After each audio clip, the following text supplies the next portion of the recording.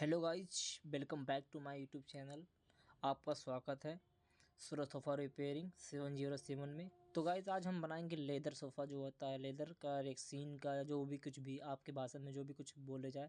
लेकिन आज हम बनाएंगे लेदर सोफ़ा कुशन वाली, जो आजकल होती है नीचे फाइबर फोम के ऊपर चढ़ा के। तो हम बनाने स्टार्ट कर दिए। ये देखिए सिलाई मशीन चालू कर दिए।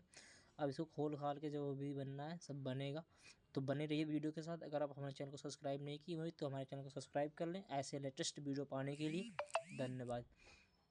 तो वीडियो के अंत तक बने रहिएगा। अगर हमारी वीडियो पसंद आई हो तो लाइक, सब्सक्राइब एंड शेयर ज़रूर कीजिएगा।